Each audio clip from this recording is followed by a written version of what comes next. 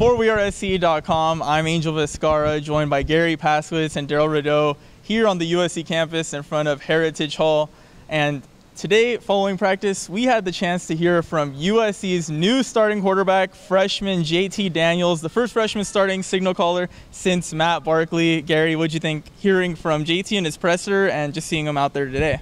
Well, seeing him out there was our first chance to see him as the starting quarterback, and so, okay, that decision is made. I thought JT handled himself well in the post-practice press conference, answering the questions, just saying, hey, at the end of the day, football is football, and I think that's the important thing for this kid. He was being asked about, is the pressure going to be too much, running out there, the expectations and everything, but I don't think JT's wired that way. I think when he gets down those Coliseum tunnel and gets onto the field, there may be a couple moments, but I think once he takes a couple snaps, he's going to be fine. Awesome. And you, Darrell?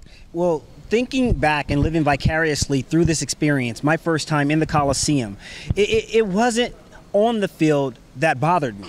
It was the ritual before the game. You know, going down the tunnel for the first time, seeing the media, fans and friends, and it's all the external factors that are going to, I think, somewhat get to him early on, but then once he gets into the game and settles in and finds his groove and rhythm, it's just football. And that's the part.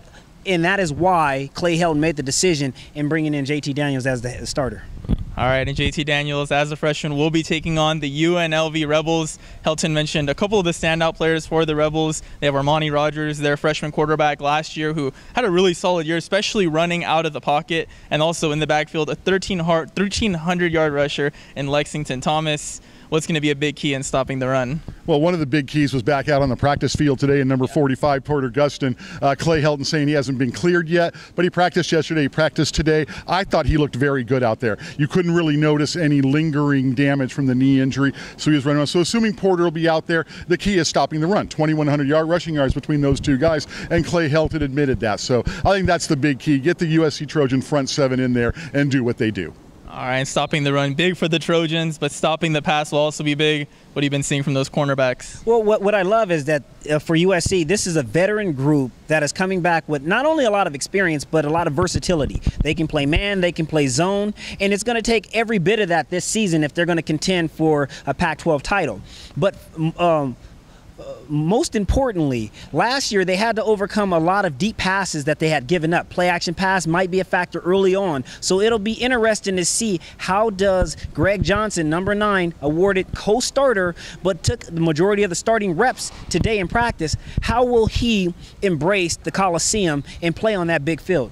Yeah, Greg Johnson's been really impressive all camp long. Him and Isaiah Langley will be sharing that corner spot, as Darrell mentioned. But we see more freshmen possibly hitting the field this season than before because of the new redshirt policy, which will allow these guys to play up to 4 games without burning that red shirt. I'm going to ask, hypothetically, who are some freshmen you think we might see this Saturday, and who are the guys you're really itching to see, Garry? Well, Amon-Ra St. Brown. If we're going to have JT Daniels as the starting quarterback, I want to see Amon-Ra St. Brown. These guys have a unique chemistry. They have played together for so long. And Amon-Ra isn't listed as a starter right now, but rest assured he's going to play an awful lot. But also don't forget his role as the punt returner.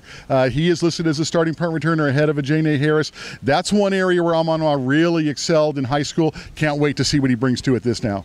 Absolutely. And you, Darrell? And for me, I think it's going to be the Polynesian Tasmanian Devil, Tolanoa Hufanga, number 15. Remember that number? He reminds me a lot of a former teammate of mine, Troy Polamalu, who made his impact early on in special teams, and look for Hufanga to do the same thing.